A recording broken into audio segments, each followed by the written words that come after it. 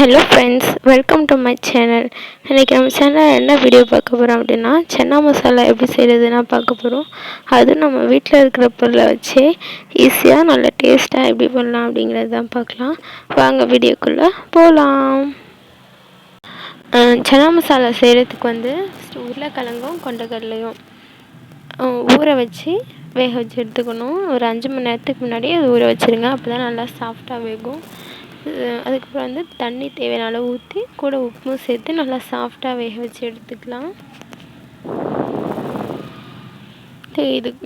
இதில் நம்ம வெங்காயம், தக்காளி, பச்சை மிளகாய் இது 3 தான் சேர்த்து சேர்க்குறோம்.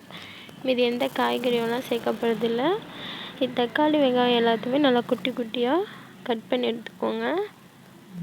அப்போ தான் நம்மளுக்கு நல்லா டேஸ்ட்டாக இருக்கும். ஏன்னா நம்ம மீதி எந்த பொருளும் சேர்க்கப்படுறதில்ல, தக்காளி வெங்காயம் வச்சு மட்டும்தான் செய்ய போகிறோம். அதனால் அதை நல்லா குட்டி குட்டியாக கட் பண்ணி எடுத்துக்கோங்க. அப்புறம் இது கூடவே பச்சை மிளகாய் 2, அப்புறம் மல்லிக்கீரை இதையும் நல்லா கட் பண்ணி வச்சுக்கலாம். இப்போ எல்லாமே ரெடியாக இருக்குது. நம்ம வேக வச்சதுனால அதுவும் நல்லா வெந்துடுச்சான்னு செக் பண்ணிக்கலாம். கொண்டைக்கடலையும் நல்லா வெந்துடுச்சு, உருளைக்கிழங்கும் நல்லா வெந்துடுச்சு. இப்போ இந்த குக்கர்லேயே தான் திரும்பி தாளிக்க போகிறதுனால இன்னொரு பவுலில் இதை மாற்றி வச்சுக்கிறேன்.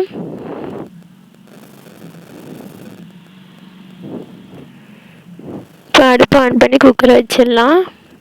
வச்சுட்டு குக்கர் நல்லா சூடு வந்தோடனே எண்ணெய் ஊற்றிக்கிறோம். கொஞ்சம் அதிகமாகவே ஊற்றிக்கலாம். இது ஹோம்மேட் கீ, வீட்டிலே செஞ்சது.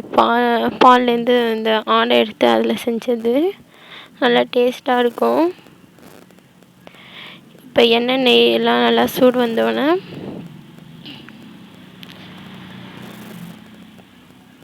2 பட்டை, 3 கிராம்பு, 2 ஏலக்காய், அப்புறமா அந்த இலை எல்லாமே சேர்ந்து நல்லா அது பொரிஞ்சதுக்கப்புறமா நம்ம கட் பண்ணி வச்சுருக்க வெங்காயத்தை போட்டுக்கலாம். போட்டு வெங்காயம் நல்லா வதங்கி வரணும். கொஞ்சம் நேரம் அதை நல்லா வதக்கி எடுத்துக்கோங்க. அது எவ்வளோ நல்லா வதங்கி வருதோ அதில் தான் டேஸ்ட்டே இருக்குது இந்த சன்னா மசாலாவுக்கு. ஸோ அதை நல்லா தீயாமல் உப்பு கொஞ்சம் கூட சேர்த்து நல்லா வதக்கி எடுத்துக்கோங்க.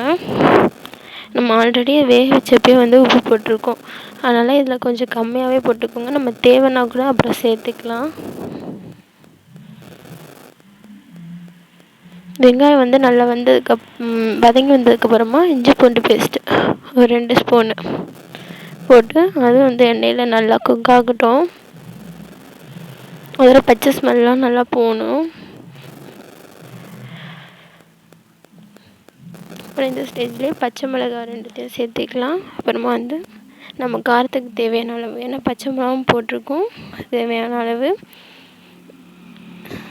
காரப்பொடி சேர்த்துட்டு அதையும் எண்ணெயில் நல்லா வதக்கி விட்டுக்கலாம். இந்த டயத்தில் மிளகாய்த்தூள் போட்டால் நல்லா கலராக இருக்கும் நம்ம எல்லா சமையலுக்கும். அப்புறம் அது நல்லா எண்ணெயில் நல்லா இதானோடனே அப்புறமா தக்காளி சேர்த்துக்கலாம். தக்காளியும் சேர்த்து நல்லா சாஃப்டாகிற அளவுக்கு வதக்கணும்.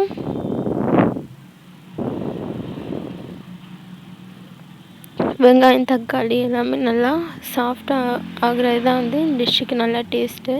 அதனால் தீயாமல் நல்லா மூடி போட்டு நல்லா சாஃப்டாகிற வரைக்கும் வதங்கட்டும். இப்போ ஓரளவுக்கு நல்லா வதங்கிடுச்சு.